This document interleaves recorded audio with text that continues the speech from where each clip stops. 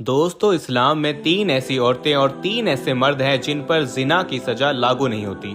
आप सोच रहे होंगे क्या ऐसा भी है? कहीं मैं बनाकर तो नहीं बोल रहा, लेकिन मेरे दोस्तों, मैं बनाकर नहीं बोलता। और इसकी क्या हकीकत है, इस पर आज हम पूरी डिटेल के साथ बात करेंगे। हाँ, 3 औरतें और 3 मर्द ऐसे हैं जिन पर जिना का जुर्म अगर साबित भी हो गया, फिर भी ये बेकसूर हैं। इन पर शरीयत की तरफ से कोई सजा लागू नहीं होती। पहले उन 3 औरतों के बारे में आपको बताएंगे और उसके साथ साथ हम आपको ये भी बताएंगे कि जिना की सजा क्या है और कुरान और हदीस में इसका क्या हुक्म है।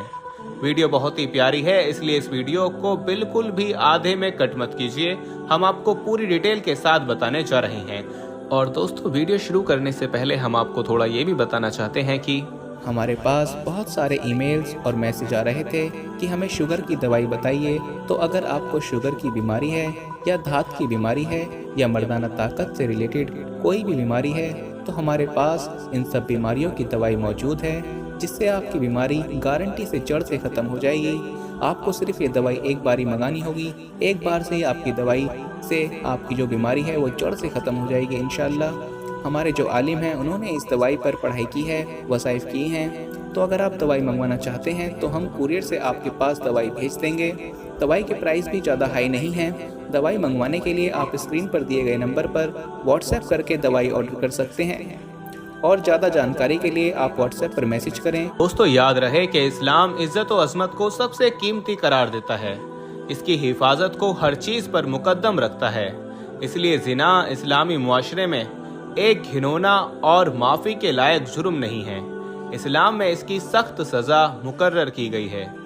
याद रहे कि इस्लाम में इन तमाम रास्तों को बंद कर दिया जो इंसानों को गुनाह की तरफ ले जाने वाले हैं, जैसे बेपर्दगी, बेहयाई और मर्द औरत का मिलना, शराब पीना, जिना करना, गैर मर्दों के सामने बना और श्रृंगार करना।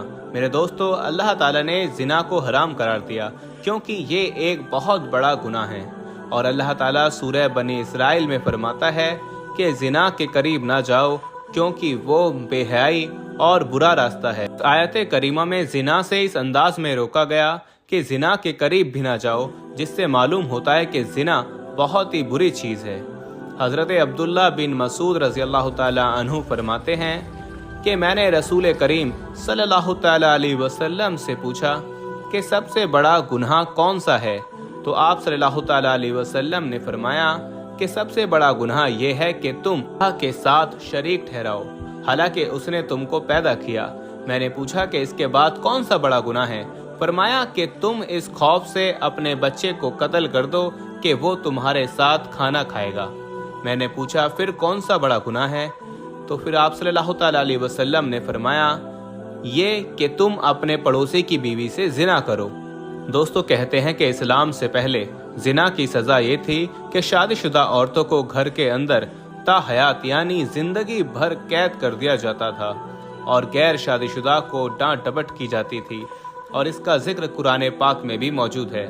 लेकिन बाद में ये सज़ा रोक दी गई, रद्द कर दी गई, और इसके साथ वो सज़ा तय हुई जिसका जिक्र आगे आ रहा है।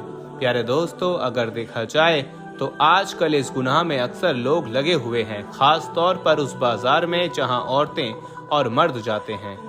किसका हाथ किसको लगता है, कहां लगता है, कुछ मालूम नहीं होता, चाहे लड़का हो या लड़की हो। और फिर इस गुनाह को करने के बाद अपने दोस्तों को बड़ी शान और बड़ी इज्जत से बताते हैं, यहाँ तक कि उनको भी ऐसा करने का रास्ता दिखा देते हैं। याद रहे कि अगर कोई लड़का या लड़की कोई गुनाह करता है तो उसका गुनाह उसके माँ बाप को भी होता है, क्योंकि वो उनके शादी वक्त पर नहीं करते और जिस वजह से वो गलत काम करने लगते हैं। और शादी की उम्र होने के बाद भी माँ बाप उनकी शादी ना करें तो अल्लाह ताला नाराज होता है और उनके घर वालों के घर की बरकत खत्म हो जाती है और उन माँ बाप से क़यामत के दिन अल्लाह रब्बुल इज़्ज़त हिसाब मांगेगा। इस बड़े गुनाह की और भी सख्त सजाएं हैं, इसलिए खुद भी इससे बचें और अपने दोस्तों को भी इस गुनाह से बचाएं।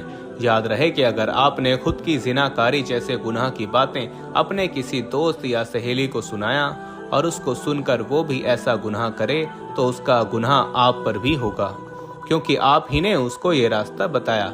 میرے دوستو، یہ تھے ایک چھوٹی سی گفتگو زنا جیسے بڑے گناہوں کے بارے میں۔ تو چلیے اب آپ کو بتاتے ہیں ان 3 عورتوں کے بارے میں جن پر زنا کی حد لاگو نہیں ہوتی۔ تو اس حوالے سے رسول کریم صلی اللہ تعالی علیہ وسلم نے فرمایا کہ 3 قسم کے لوگوں کا کوئی عمل نہیں لکھا جاتا ہے، یعنی 3 قسم کے لوگ ایسے ہوتے ہیں کہ جنہوں نے اگر زنا بھی کیا ہو تو ان پر دین اسلام کی طرف سے کوئی حد لاگو نہیں ہوگی۔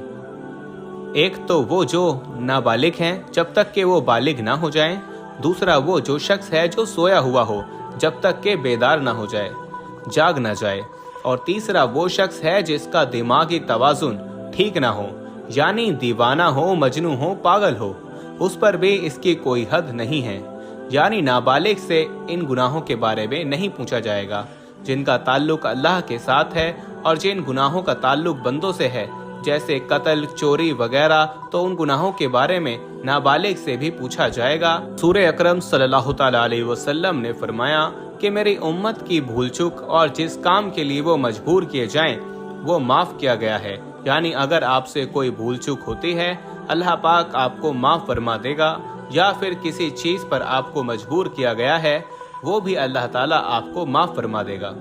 معلوم ہوا کہ اگر زنا کرنے والا عقل مند اور بالغ ہے اور اس نے زنا اپنی مرضی سے کیا ہو، زنا کرنے کے لیے اس پر کوئی ظلم اور زور زبردستی نہ کی گئی ہو، تو وہ سزا کا مستحق ہے۔ یاد رہے کہ زنا کرنے پر رجم کا طریقہ بتایا گیا کہ زمین میں گڈھا کھودا جائے، اس میں اس کو کھڑا کر کے سینے تک مٹی سے دبا دیا جائے اور پھر پتھر مارے جائیں جہاں تک کہ وہ شخص مر جائے۔ یہ کام امام اور مسلمانوں کی ایک جماعت کے سامنے کیا جائے۔ اللہ تعالیٰ کا فرمان ہے کہ ان کی سزا کے وقت مسلمانوں کی ایک جماعت حاضر ہونی چاہیے۔ رجم کے بارے میں عورت اور مرد کا حکم برابر ہے، البتہ عورت کے کپڑے باندھ دیا جائے تاکہ وہ بے پردہ نہ ہو۔ میرے دوستو، یاد رہے کہ زنا کرنا بہت بڑا گناہ ہے، اور اپنے ماہرین سے زنا کرنا یعنی جس سے پردہ کرنا ضروری ہے تو اس کے ساتھ زنا کرنا اور بھی زیادہ کبیرہ کام ہے، اور اس کی سزا رجم ہے۔ اگر شادی شدہ ہے تو، اور اگر شادی شدہ نہیں ہے تو 100 کوڑے ہیں۔ لیکن جہاں آج کل اسلامی قانون لاگو نہیں ہے جیسے کہ ہندوستان، تو یہاں ایسے شخص کو دل سے شرمندہ ہو کر اللہ رب العزت کی بارگاہ میں توبہ اور استغفار کرنا چاہیے، لیکن یہ صرف بغیر شادی شدہ لوگوں کے لیے ہے۔ اگر ایسا شخص گڑ گڑا کر زندگی بھر ایسا گناہ نہ کرنے کا پکا ارادہ کر لے تو اللہ تعالیٰ کی ذات سے امید ہے کہ اللہ تعالیٰ اس کی توبہ قبول فرما دے گا۔ حضور اقدس صلی اللہ تعالیٰ علیہ وسلم کا ارشاد ہے کہ مومن ہوتے ہوئے تو کوئی شخص زنا کر ہی نہیں سکتا، اور اللہ تعالیٰ قرآن پاک میں فرماتا ہے، اور دیکھو زنا کے قریب بھی نہ جانا، یہ بے حیائی اور برا راستہ ہے۔ اگر زنا کرنے والے شادی شدہ ہوں تو کھلے میدان میں پتھر مار مار کر مار ڈالا جائے، اور اگر کنوارے ہوں تو 100 کوڑے مارے جائیں۔ میرے دوستو، قرآن پاک میں ایک جگہ اللہ تعالیٰ ارشاد فرماتا ہے کہ پاک دامن لڑکیاں پاک دامن لڑکوں کے لیے ہیں۔ اس کا مطلب یہ ہے کہ اگر آپ اچھے ہیں تو آپ کو جو بیوی ملے گی وہ اچھی ہوگی، اور اگر آپ خراب ہیں تو خود ہی سمجھ لیجئے۔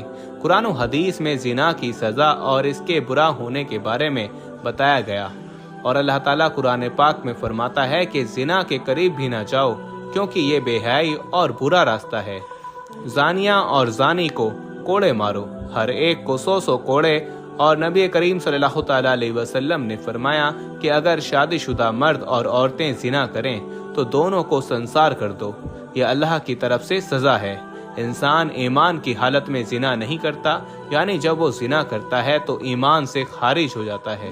آپ صلی اللہ تعالیٰ علیہ وسلم سے بڑے گناہوں کے بارے میں پوچھا گیا تو آپ صلی اللہ تعالیٰ علیہ وسلم نے فرمایا کہ ہمسائے کی بیوی کے ساتھ زنا کرنا بڑے گناہوں میں سے ایک گناہ ہے۔ یاد رہے کہ زنا ایک ایسا گناہ ہے کہ جس سے نسیان، ایڈز اور کینسر جیسی بیماریاں لاحق ہوتی ہیں۔ زنا سے انسان کا دل مردہ ہو جاتا ہے، اور اکثر دیکھنے میں آیا ہے کہ جب دل مردہ ہو گیا تو انسان کا دل سے اسلام کی روشنی ختم ہو جاتی ہے، یعنی وہ دل ایمان سے خالی ہو جاتا ہے۔ یاد رہے کہ جو بھی انسان غلط کام کرتا ہے اس کی قیمت اس کی ماں، بہن یا بچوں کو اسی دنیا میں ادا کرنی پڑتی ہے۔ امام شافعی رحمۃ اللہ علیہ کہتے ہیں کہ زنا ایک قرض ہے، اور تو ایسا قرض لے گا جو تیرے گھر یا ماں بہن یا بیٹی سے یہ قرض وصول کیا جائے گا۔ میرے دوستو، جانے سے پہلے ایک بار ہماری یہی گزارش ہے کہ زنا سے بچیں اور اللہ ہم سب کو زنا سے بچائے اور ایسے تمام گناہوں سے بچائے جو کہ زنا کا راستہ آسان کرنے والے ہیں۔ اللہ تعالیٰ سے دعا ہے کہ اللہ پاک ہر مسلمان کو اس کبیرہ گناہ سے حفاظت فرمائے، آمین یا رب العالمین۔ میرے دوستو، ہم امید کرتے ہیں کہ ہماری آج کی یہ ویڈیو آپ کو ضرور سمجھ میں آئی ہوگی۔